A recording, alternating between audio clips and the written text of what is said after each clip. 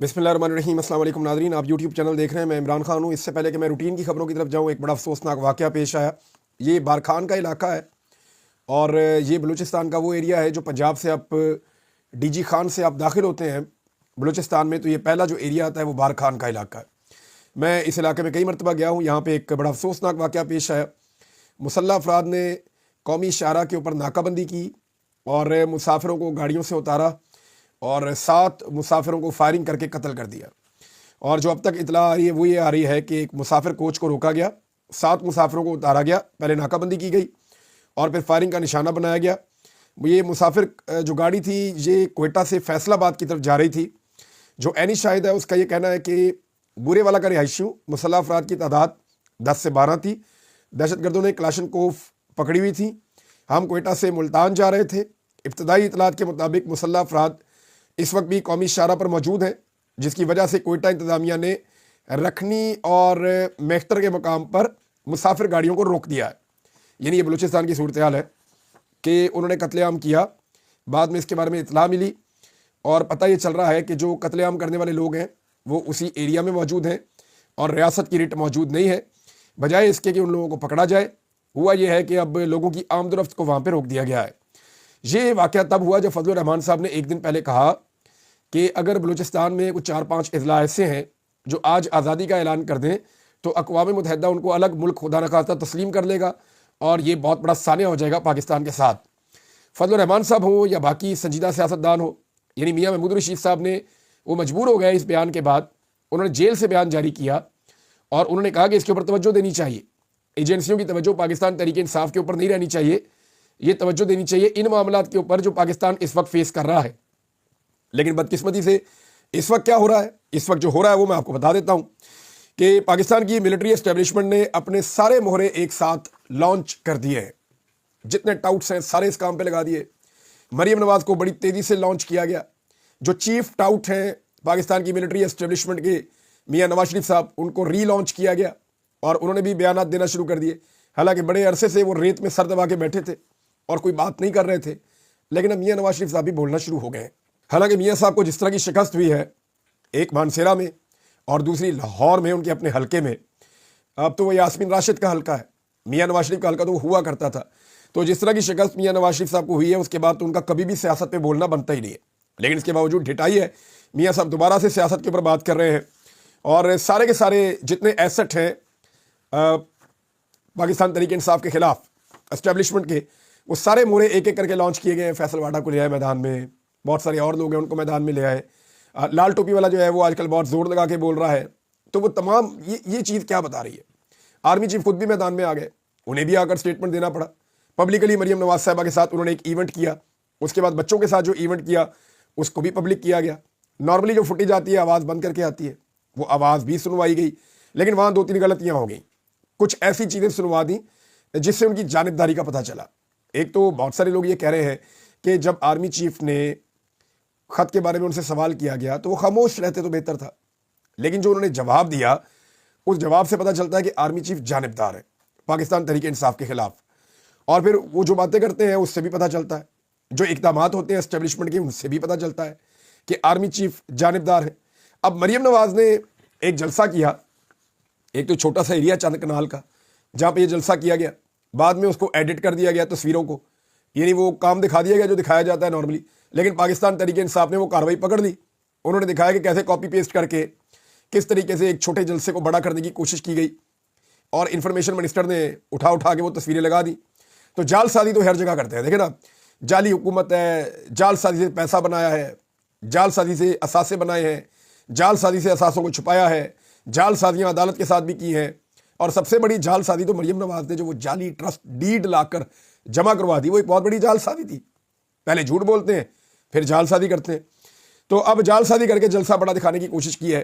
तो मैं इस पर एक चीज़ कहना चाहूँगा, मेरी वहाँ पे जो नारोवाल में लोग हैं उनसे बात हुई, जो वहाँ के मकामी जो सियासत को समझते हैं, जो वहाँ के जर्नलिस्ट हैं, उनसे बात हुई। उन्होंने कहा जी एहसन इकबाल से इतने कमज़ोर जलसे की उम्मीद नहीं की जा रही थी। मैंने कहा जी क्यों? उन्होंने कहा जी एहसन इकबाल कई मरतबा यहाँ से इलेक्शन जीते हैं, हाथी मरा हुआ भी 1.25 लाख का होता है। बेशक एहसन इकबाल को इस मरतबा फार्म 47 पे लाया गया, लेकिन इसके बावजूद उनकी लोगों के अंदर इतनी बातचीत है कि वो 15-20 हज़ार बंदा इकट्ठा कर सकते हैं। یہ وہاں کے جو مقامی لوگ ہیں صحافی ان کا یہ کہنا ہے کہ احسن اقبال میں اتنی کیپیسٹی ہے کہ وہ 15-20 ہزار بندہ اکٹھا کر سکیں، لیکن تمام سرکاری اور تمام عسکری وسائل استعمال کرنے کے باوجود، سرکاری عملے کو لا کے وہاں بٹھانے کے باوجود، لوگوں کو لالچ دے کر وہاں لانے کے باوجود اور دور دراز علاقوں سے لوگوں کو اکٹھا کرنے کے باوجود یہ 10-12 ہزار کا کراؤڈ اکٹھا نہیں کر سکے. تو یہ بہت پریشان کن صورتحال ہے، بڑی پتلی صورتحال ہے PMLN کی، نارووال جیسی جگہ کے اوپر. اور یہاں پہ ایک اور چیلنج بھی ہے نا کہ اسی جگہ کے اوپر آپ کل اجازت دے دیں مریم نواز کی جگہ پہ عالیہ حمزہ کو اور کوئی انتظام بھی نہ کرے، تو آپ دیکھیں اس سے 4 گنا جلسہ ہو جائے گا. بلکہ لاہور میں اجازت دے دیں، اس سے 10 گنا جلسہ آپ کروا لیں. مریم نواز چیلنج کر کے پاکستان تحریک انصاف کی کسی بھی خاتون کے ساتھ یعنی کر لیں، وہ اگر مقابلہ کرنا چاہتی ہیں سنم جاوید سے مقابلہ کر لیں مریم نواز، لاہور میں ایک جلسہ خود کر لیں اور ایک جلسہ سنم جاوید کو کرنے کی اجازت دے دیں. خود جو ہے وہ سارے سرکاری وسائل استعمال کر دیں، طیبہ راجہ کو کرنے کی اجازت دے دیں. عالیہ حمزہ تو ان کو ناکو چنے چبوا دیں گی. یاسمین راشد کو اگر جیل سے نکال دیں تو نواز شریف، شہباز شریف، مریم نواز سارے مل کے 1 مہینے میں وہ جلسہ نہیں کر سکتے جو یاسمین راشد 48 گھنٹے کے نوٹس کے اوپر کر دیں گی. یہ حقیقت ہے، اس سے کوئی بھاگ نہیں سکتا. ان کی یہ کیپیسٹی رہی نہیں، یہ مقابلہ کر ہی نہیں سکتے. خدیجہ شاہ کو بولیں، وہ اس طرح کی پولیٹیکل نہیں ہے، ان کا اتنا وہ اس طرح کا ریکارڈ بھی نہیں ہے، لیکن وہ اتنا بڑا جلسہ کر دیں گے کہ آپ اندازہ بھی نہیں کر سکتے، سوچ بھی نہیں سکتے.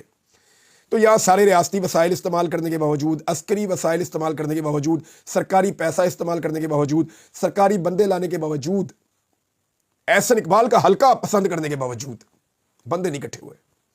یعنی نارووال جیسی جگہ کے اوپر PMLN اس طرح نہیں کر پائی جو ان کی ایک مقبولیت ہوتی تھی. تو مایوسی اوبیس ہے. نواز شریف صاحب کے بیانات سے بھی مایوسی نظر آتی ہے، مریم نواز کے بیانات سے بھی مایوسی اور جھوٹ نظر آتا ہے. بیان سنیں، وہ کہہ رہے ہیں جی اڈیالہ سے خط پر خط آ رہا ہے، اللہ کے واسطے مجھے بچا لو. یہ مریم نواز نے کہا. اب میں ذرا اس کو، یہ فیک نیوز ہے جو مریم نواز نے دی ہے کہ خط پہ خط آ رہا ہے کہ اللہ کے واسطے مجھے بچا لو. ایسا کوئی جملہ آپ نے پڑھا، آپ نے سنا؟ ایسا نہیں ہے. کوئی تاثر آپ کو ایسا ملا؟ بالکل نہیں ملا. اگر عمران خان کے اس خط کے اندر ذرا سا بھی شائبہ ہوتا، ذرا سا بھی اس چیز کا تاثر ہوتا کہ عمران خان کوئی ڈیل مانگ رہا ہے یا عمران خان کوئی NRO مانگ رہا ہے یا عمران خان نے تھوڑی سی کمزوری دکھائی ہے، تو یہ اس خط کو پورے پاکستان کے اخبارات میں چھپواتے، یہ اس خط کو ٹیلی ویژن چینلز کے اوپر ڈسکس کرواتے، یہ اس خط کو پاکستان میں نہیں دنیا میں دھما کر رکھ دیتے. لیکن وہ خط نہیں ہے، وہ چارج شیٹ ہے. یعنی عمران خان صاحب کا لہجہ اگر ایسا ہوتا نا کہ مجھے معافی دے دی جائے، اللہ کے واسطے مجھے بچا لو، اس قسم کا اگر لہجہ ہوتا تو اس خط کے اشتہار چلوا دیے جاتے، اب تک ٹی وی اور اخبارات کے اوپر دھڑا دھڑ اس کو چھپوایا جاتا.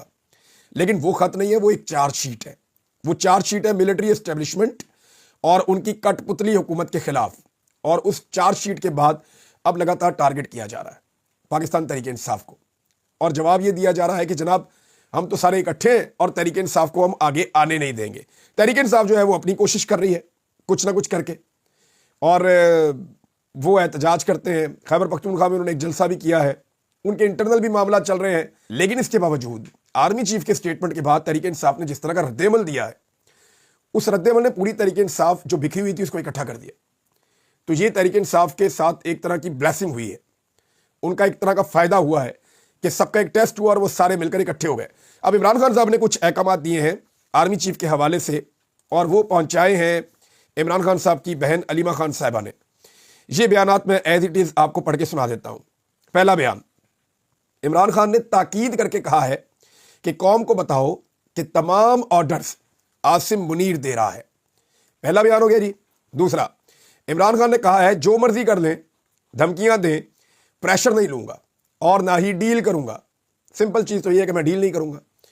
اگلا بیان عمران خان صاحب کا کہ سابق وزیر اعظم کے ساتھ جیل میں ایسا کون کر رہا ہے، ہو آر یو. ہم بھی پوچھیں گے کہ ہو آر یو، یہ علیمہ خان صاحبہ نے بتایا.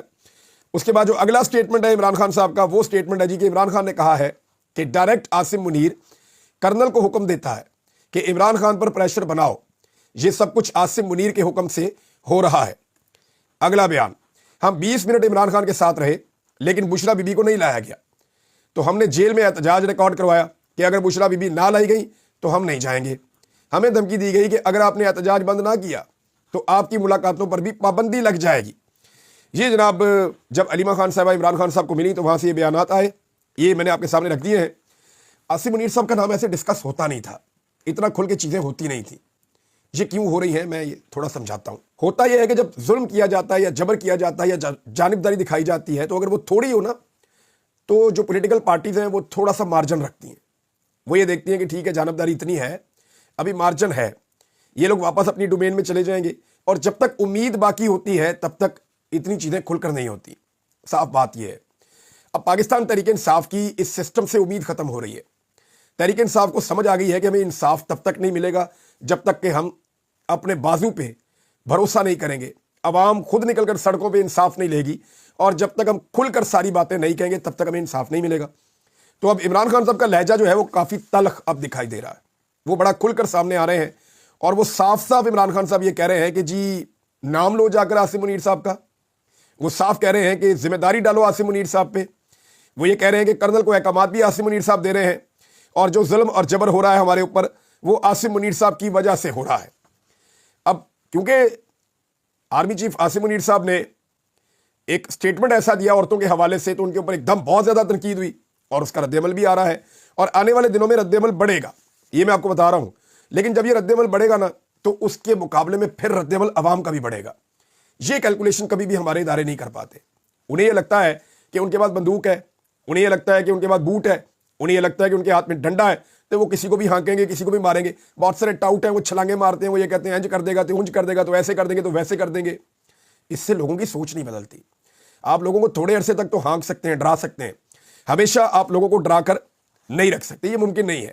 ایک اور ناظرین, میرے پاکستان تحریک انصاف کے لوگوں سے میری بات ہوئی, اور وہ بھی حیران ہے کہ جو مریم نواز کے خلاف جو الٹ پٹانگ قسم کی آرٹیفیشل انٹیلیجنس کو استعمال کر کے ویڈیوز بنتی ہیں, چاہے وہ ویڈیوز بنی ہو جب ایک عربی ملک کے حکمران آئے تھے, چاہے وہ ویڈیوز بنی ہو آرمی چیف کے ساتھ انہوں نے جو ایک پروگرام کیا اس میں میں نے پاکستان تحریک انصاف کے جو کچھ لوگ ہیں ذمہ داران ہیں ان سے میں نے بات کی. میں نے کہا یار یہ کون بناتا ہے؟ تو انہوں نے کہا جی ہم بھی حیران ہیں کہ آرٹیفیشل انٹیلیجنس کا یہ جو استعمال ہو رہا ہے یہ حیران کن طور پہ ایسے اکاؤنٹ سے ہو رہا ہے جو حال ہی میں بنائے گئے ہیں, اور تحریک انصاف میں انہیں لوگ جانتے نہیں ہیں زیادہ. یعنی وہ یہ کہہ رہے ہیں یہ ایسے اکاؤنٹس ہیں جو ان چیزوں کو انیشیٹ کرتے ہیں جن کا پاکستان تحریک انصاف سے تعلق نہیں ہے. یہ کون ہے جو یہ کام کر رہا ہے اور اس کا مقصد کیا ہے؟ یعنی ایسا تو نہیں ہے کہ جان بوجھ کر اپنی عزت خراب کروانا, جان بوجھ کر اپنے اوپر انگلیاں اٹھوانا اور پھر اس کا فائدہ اٹھانا مخالفین کے خلاف. میں کوئی بلیم نہیں کر رہا, لیکن مجھے پاکستان تحریک انصاف کے لوگوں نے کہا جی ہم نہیں کر رہے, یہ ہم اس کو پروموٹ بھی نہیں کرتے, ہم اسے پسند بھی نہیں کرتے, لیکن جب یہ چیزیں بہت زیادہ وائرل ہوتی ہیں سوشل میڈیا پہ تو کئی ہمارے کچھ لوگ جو ہیں وہ کارکن ہیں, وہ کہیں نہ کہیں اس کو ری ٹویٹ کر دیتے ہیں یا اس کو آگے بڑھا دیتے ہیں. لیکن ہماری یہ پارٹی پالیسی نہیں ہے اور ہم ایسی کسی چیز کی حمایت نہیں کرتے. انہوں نے بہت کھل کر مجھے یہ بات کی ہے. اب ناظرین اس میں ایک رؤف حسن صاحب نے بھی اسٹیٹمنٹ دیا ہے, وہ ذرا ان چیزوں سے ہٹ کے ہے, وہ ایک الگ دعویٰ کر رہے ہیں. رؤف حسن صاحب دعویٰ یہ کر رہے ہیں, میں آپ کو پڑھ کے سنا دیتا ہوں. سوال جب ان سے کیا گیا کہ کیا کوئی بیک ڈور چینل پہ آپ کی بات چیت ہو رہی ہے, تو انہوں نے کہا کہ اگر میں کہوں کہ بیک ڈور پر بات نہیں ہو رہی تو یہ جھوٹ ہوگا, یعنی کہیں نہ کہیں ہو رہی ہے. لیکن بات آگے اس لیے نہیں بڑھ رہی ہے کہ وہ چیز جو عمران خان سے مانگ رہے ہیں وہ عمران خان نہیں دے رہا. اب عمران خان سے مانگ کیا رہے ہیں, تو اب تک کی جو خبریں آئی ہیں ہمارے پاس گزشتہ 1.5-2 سال میں, وہ خبریں جو چیزیں بتاتی ہیں کہ عمران خان صاحب سے باری باری کیا کیا مانگا گیا وہ میں آپ کو بتا دیتا ہوں. نمبر 1, سب سے پہلے جو انہیں آفر کی گئی کہ بیرون ملک چلے جاؤ 3 سال کے لیے. دوسری آفر کی گئی کہ 3 سال تک خاموش رہو, ایک یہ بھی ان سے مطالبہ کیا گیا. پھر ایک مطالبہ ہم نے سنا کہ 2 سال خاموش رہو. پھر کچھ لوگوں نے بتایا کہ عمران خان صاحب سے کہا جا رہا ہے کہ معافی مانگو اور اعتراف جرم کرو. یہ تو مجھے بھی کہا گیا تھا کہ عمران خان صاحب معافی مانگے اور اعتراف جرم کریں, تو یہ کیا وہ ٹوٹ جائے گا؟ تو یہ اس کا مطلب یہ تھا.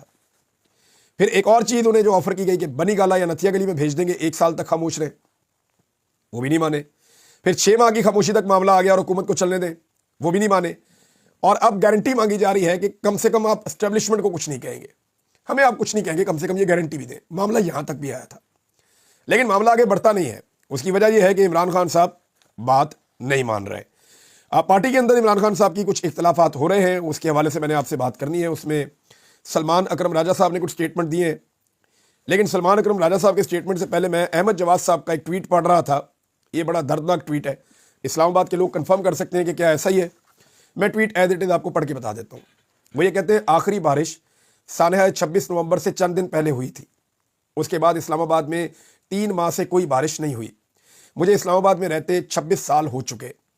پہلی دفعہ سردیاں بغیر بارش کے گزر گئیں.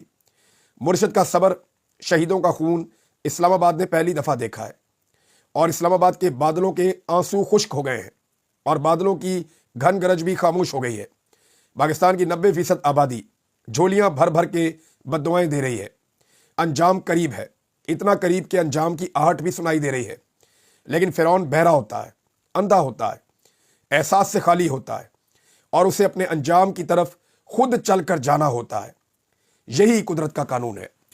یہ جناب احمد جواد صاحب نے ایک ٹویٹ کیا تھا، بڑا جذباتی، میں نے آپ کو پڑھ کے سنا دیا۔ اب ایک کچھ ٹویٹس ہیں وہ کیے ہیں سلمان اکرم راجہ صاحب نے، کیونکہ ان کے اوپر تنقید کی گئی، خصوصاً شیر افضل مروت صاحب کی جانب سے۔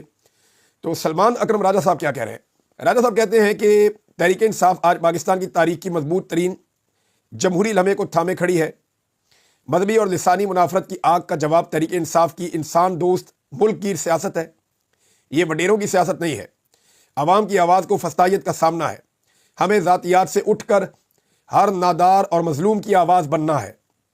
میری زندگی ایک کھلی کتاب ہے جس پر مجھے اطمینان ہے۔ فواد چودھری نے میری مرحوم والدہ کی تصحیح کی، مجھے جواب میں کسی کی تصحیح نہیں کرنی۔ ٹی وی پر کاشف عباسی نے کہا کہ شیر افضل مذاکرات کو پارٹی کی کمزوری بیان کر رہا ہے۔ میں نے کہا یہ اس کا استحقاق نہیں ہے، اس نے ٹی وی پر مجھے گالیاں دیں۔ تو سلمان اکرم راجہ صاحب کا یہ رد عمل ہے۔ ویسے سلمان اکرم راجہ صاحب میں کبھی ان سے ایسی ملاقات نہیں ہے، ایک دفعہ سر راہ ملاقات ہوئی تھی، لیکن وہ بڑے زبردست آدمی ہیں۔ سلمان اکرم راجہ صاحب سے ان کے بارے میں نے جو ان کے دوست ہیں، جو پرانے ان کے جاننے والے ہیں، جو سینئر لائرز ہیں، ان سے میں نے پوچھا تو انہوں نے کہا جی یہ بہت ڈگنیٹی والے آدمی ہیں، بڑے شاندار آدمی ہیں، اور ان کا ایک بڑا کریکٹر ہے، اور یہ رول آف لاء کے، انسانی حقوق کے علم بردار ہیں۔ تو وہ یہ کہتے ہیں کہ جناب یہ بااصول آدمی ہے، اس لیے ان کی مخالفت بہت زیادہ ہوتی ہے، اور یہ مخالفت برائے مخالفت کی بجائے یہ یقین رکھتے ہیں اپنی جد و جہد میں اور اس کی کامیابی میں۔ لہذا سلمان اکرم راجہ صاحب کے معاملے میں مجھے ان سے ہمدردی ہوتی ہے کہ جس طرح کے ان کے بارے میں بعض اوقات الفاظ بولے جاتے ہیں وہ ڈیزرو نہیں کرتے یہ چیزیں۔ ناظرین، عارف علوی صاحب کامیابیوں کے جھنڈے گاڑ رہے ہیں۔ امریکہ میں انہوں نے لگاتار بہت ساری ملاقاتیں کی ہیں۔ حکومت کی طرف سے اسحاق ڈار صاحب گئے، حکومت کی طرف سے محسن نقوی گئے، بلاول گئے، یہ سارے مل کے اتنی ملاقاتیں نہیں کر پائے، یہ سارے مل کر اتنی کوشش نہیں کر پائے جتنی اکیلے عارف علوی صاحب کی ملاقاتیں ہوئی ہیں۔ وہ بہت سارے امریکی سیاستدانوں سے ملے ہیں، حکومت کے بہت سارے لوگوں سے ملے ہیں۔ انہوں نے ایک انٹرویو دیا ہے اور ان کے بقول اس وقت پاکستان کو ملٹری کنٹرول کر رہی ہے۔ 90% سے زائد مقبولیت والے عمران خان کو دھاندلی سے ہرایا گیا۔ 26 نومبر کو درجنوں کارکنوں کو شہید کیا گیا۔ پاکستان میں جمہوری نہیں جرنیلی حکومت ہے۔ ٹویٹر جو ہے پاکستان میں بند ہے، میڈیا میں عمران خان پر پابندی ہے، ہر طرف انسانی حقوق کی پامالیاں ہو رہی ہیں۔ یہ عارف علوی صاحب نے امریکی میڈیا کو انٹرویو بھی دیا ہے، اور وہ بڑی کامیابی کے ساتھ اپنا دورہ مکمل کر رہے ہیں، اور وہ دنیا میں یہ بتا رہے ہیں کہ پاکستان میں جو انسانی حقوق کی پامالیاں ہو رہی ہیں وہ پوری کوشش کے باوجود رک نہیں پا رہی۔